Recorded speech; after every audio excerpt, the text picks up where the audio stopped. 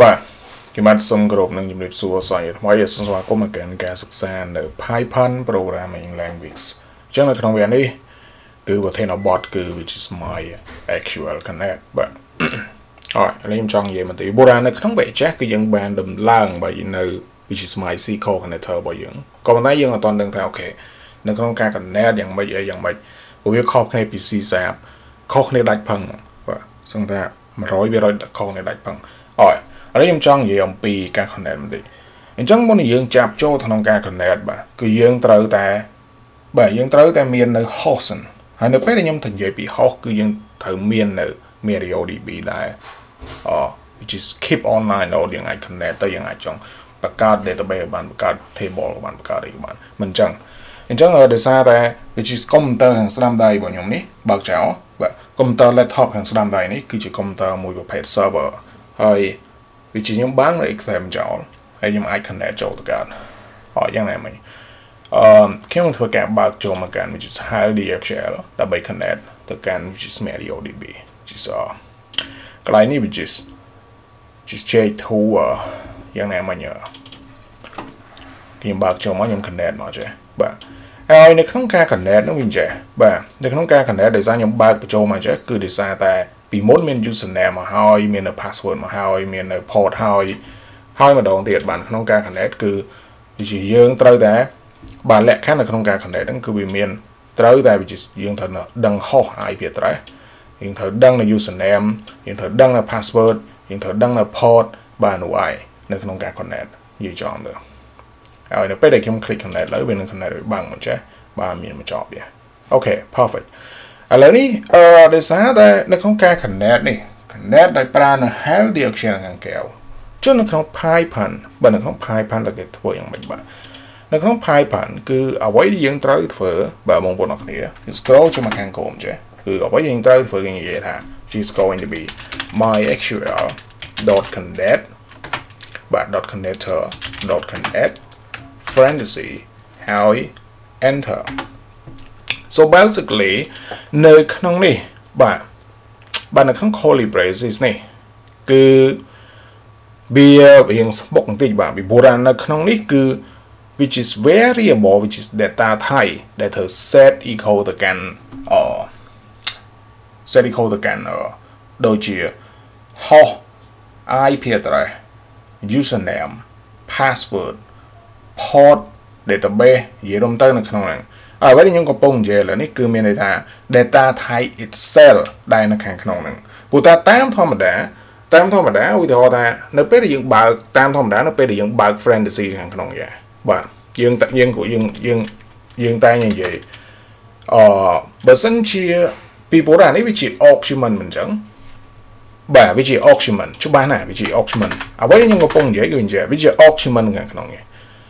មិនអញ្ចឹងវាជា argument អញ្ចឹងកាលណាវាជា argument អញ្ចឹងយើងតែងតែវាយជាលក្ខណៈមួយដល់ថាបើសិនយើងដឹងនៅ host IP មួយបើយើងដឹងនៅ address មួយយើងតែងវាយបញ្ចូលយើងតែនិយាយថា http .192.168.35.65 ហើយ comma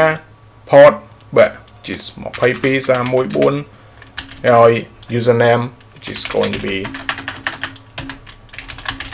សុខពិសិដ្ឋហើយបន្តមកទៀតpassword which is going to be សុខ123តាមហ្នឹង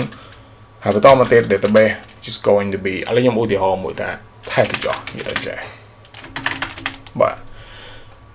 ពីព្រោះអានេះវាជាអានេះវាមិនមែនជា data type ទេបាទអានេះវាជា argument បាទយល់ណាបើខ្ញុំចង់និយាយបាទវាជា argument នៅក្នុងនេះវាជា function វាជា argument របស់ function នៅពេលដែលយើងសរសេរអញ្ចឹងក៏ប៉ុន្តែនៅក្នុង Python គឺគេអត់ធ្វើអញ្ចឹងទេគេអត់ធ្វើជាលក្ខណៈមួយ argument ហ្នឹងទេវានៅតែ argument ដដែលក៏ប៉ុន្តែជា argument លក្ខណៈមួយ data type ដែលគេសរសេរហើយអ្វីដែលខ្ញុំកំពុងនិយាយនេះគឺវាដដែលហ្នឹងបាទ nhưng mình phải cả copy từ lại do mà đặt thằng lớn này bình chân từ lại nữa và còn bên tay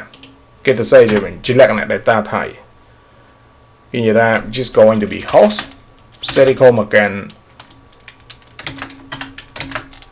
rồi cái phí mỗi hồng bội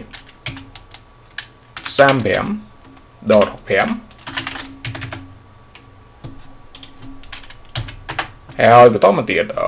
just going to be user serial again ទៅយើងប្រកាន់ port សិន just going to be port 22 314ហើយបន្តមកទៀត just going to be user serial again សុកពីសិត comma password serial again សុក1 2 3នេះហើយគឺជាការ connect នៅក្នុង which is Python អានឹងវាអញ្ចឹងគិញខុសគ្នានៅខាងលើជា argument ហើយនៅខាងក្រោមនេះគឺជាប្រភេទ data type ហើយហេតុអីមកខ្ញុំហ៊ាននិយាយថា data type សារតែបើវា set អញ្ចឹងមើលវាដូច string អញ្ចឹងបាទអានេះដូច string ហ្នឹងបងប្អូនគ្នាបាទ string អានេះ integer នេះបាទអានេះជា string អានេះជា integer អានេះជា string ហើយនេះក៏ជា string បាទវាអត់មានជាប់ពាក់ព័ន្ធនេះជាមួយនឹងខាងលើនេះទេព្រោះខាងលើនេះវាជា argument មួយដែលយើងប្រើមិនអញ្ចឹងពីព្រោះថាបើយើងនៅក្នុង C# បាទគឺយើងអត់មានប្រើយើងមិនអាចសរសេរអញ្ចឹងបានដូច Python ទេព្រោះ Python សរសេរយ៉ាងកើត Python សរសេរជាលក្ខណៈមួយគេហៅថាជាប្រភេទ data type ដាក់នៅក្នុង argument របស់ function កើតក៏ប៉ុន្តែ C# វាអត់ C# អត់អញ្ចឹងបាទ C# តា argument function គឺ argument function យើងមិនអាច access ធ្វើដូច Python នេះក៏ទេអរអញ្ចឹងនៅសារកន្លែងនេះបាទនៅក្នុងការ connect នេះគឺវាធ្វើការភ្ជាប់ជាមួយនឹង variable ជានៅយើងត្រូវដាក់នៅខាងមុខ variable ដើម្បីយើង access ខាងពេលក្រោយដើម្បី connect ពីព្រោះថាឥឡូវនេះយើង connect ប៉ុន្តែយើងអត់ទាន់មាន variable ដើម្បីយើង print out សម្រាប់យើងធ្វើឲ្យមួយឬក៏យើង connect ឲ្យមួយយើង execute ឲ្យមួយដូច្នេះហើយនៅខាងមុខ MySQL is .connector .connect ឡើងនេះបើយើង set បញ្ចូលឲ្យ variable มัน which is going to be variable បងប្អូនអាចដាក់ឈ្មោះអ្វីក៏បានតែខ្ញុំនិយាយថា db បាទ serial មកកាន់ MySQL connector .connect បាទឥឡូវនេះ variable កន្លែងនេះបាទគឺយើងអាចយកទៅប្រើសម្រាប់